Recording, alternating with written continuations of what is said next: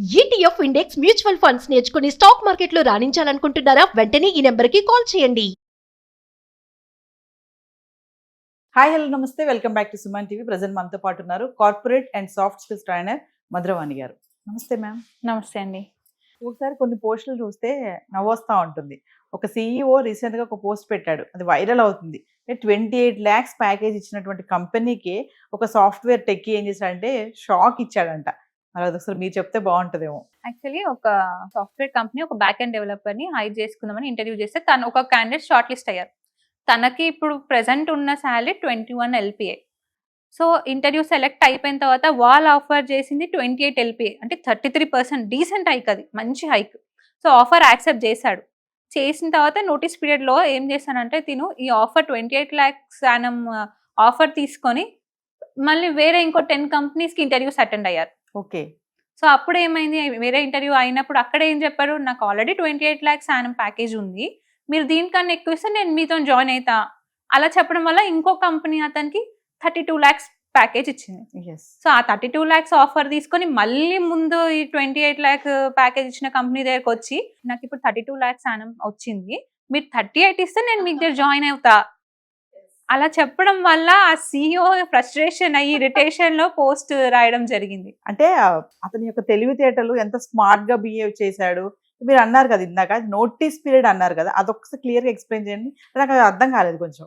అంటే ఇప్పుడు జనరల్ గా ఏంటంటే కొందరు ఎంప్లాయీస్ వేరే ఆఫర్ వచ్చిన తర్వాత రెసిగ్నేషన్ చేస్తారు. ఇప్పుడు డైరెక్ట్ రెసిగ్నేషన్ చేస్తే మళ్ళీ తర్వాత జాబ్స్ కోసం వెతకడం టైం వేస్ట్ కదా. అలా కాకుండా ఇక్కడ వర్క్ చేసుకుంటూనే వేరే కంపెనీస్ కి ఇంటర్వ్యూ అటెండ్ అవుతారు. అక్కడ షార్ట్ లిస్ట్ అయితే సెలెక్ట్ అయితే అప్పుడు ఇక్కడ రిజైన్ చేసి వీళ్ళకి కంపెనీస్ కి కొంతమందికి 1 month 2 months 3 months ఉంటుంది నోటీస్ పీరియడ్. సో ఆ టైంలో ఏం చేస్తారు, ఈ ఆఫర్ తీసుకొని ఆఫర్ షాపింగ్ అంటారు దీన్ని. ఆఫర్ షాపింగ్, ఒక ఆఫర్ తీసుకొని వేరే 10 ఇంటర్వ్యూస్ అటెండ్ అవ్వడం. అంటే ఎక్కువ అలా చేయడం తప్పు కాదు. కాకపోతే ఇక్కడ మెయిన్ మిస్టేక్ ఏమైందంటే ఆల్రెడీ ఇక్కడ 28 lakhs కి ఒప్పుకున్నాడు అండ్ కంపెనీ కూడా ఆన్ బోర్డింగ్ ప్రాసెస్ మొత్తం స్టార్ట్ చేసింది. ఇప్పుడు మళ్ళీ నెగోషియేట్ చేయడం తప్పు కదా. ఎందుకంటే కంపెనీ నా మీద ఇన్వెస్ట్ చేసింది, ఇంటర్వ్యూ చేసింది అండ్ ఆన్ బోర్డింగ్ ప్రాసెస్ కూడా స్టార్ట్ చేసింది, నా కోసం వెయిట్ చేస్తుంది.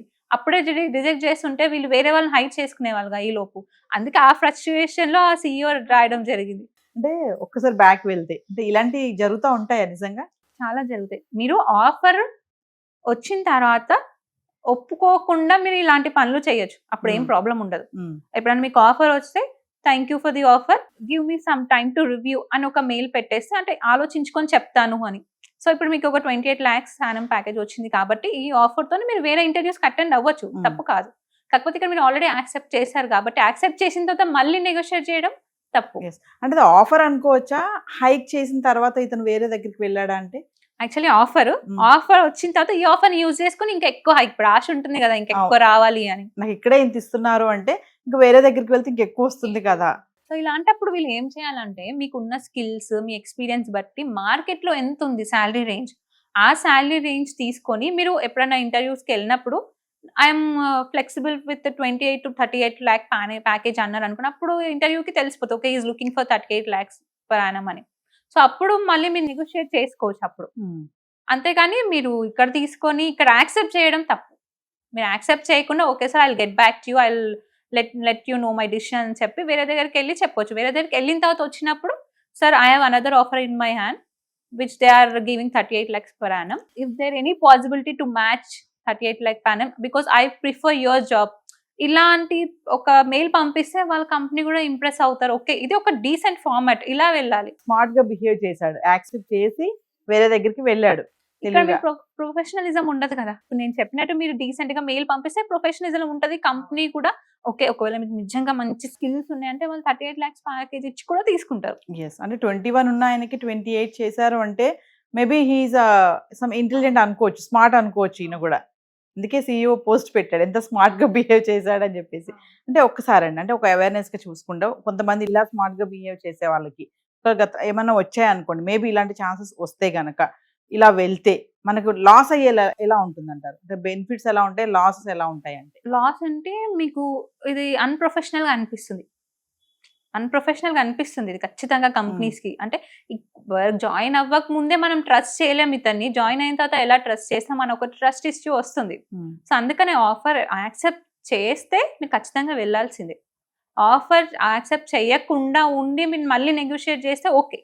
ఎందుకంటే మేము చూస్తుంటాం డైలీ ఇంటర్వ్యూస్ జరుగుతున్నప్పుడు కంపెనీస్ ఇంత ఆఫర్ చేస్తారు. అయితే అప్పుడు క్యాండిడేట్స్ కొంతమంది ఇంటెలిజెంట్ వాళ్ళు ఏం చేస్తారంటే okay will get back to you అని చెప్పి మళ్ళీ తర్వాత ఏదైనా వేరే ఆఫర్ వస్తే, కాకపోతే నాకు ప్రెసెంట్ ఇంత ఆఫర్ ఉంది, can you match to this అంటే నాకు ఇంత ఇవ్వగలుగుతారా మీరు, నాకు మీ జాబ్ మీద మీ కంపెనీలో జాయిన్ అవ్వాలని ఉంది అన్నప్పుడు అప్పుడు కంపెనీ కూడా ఆలోచిస్తుంది. మంచి క్యాండిడేట్ మంచి స్కిల్స్ ఉన్నాయి, ఓకే మనం 1-2 lakhs ప్యాకేజ్ ఎక్కువ పే చేసైనా మనం తీసుకోవచ్చు, మన కంపెనీకి బెనిఫిట్ అవుతుంది కదా, అలా ఆలోచిస్తారు కంపెనీస్. అంటే ఇప్పుడు వేరే ఎక్కడైతే వెళ్ళాడో ఇతను వాళ్ళు కూడా చెక్ చేస్తారు కదా, ప్రీవియస్ నువ్వు ఎక్కడ చేసావు ఏంటి ఆ డీటెయిల్స్ కనుక్కోరా, వాళ్ళకు కూడా కాల్స్ చేసి మాట్లాడతారు కదా.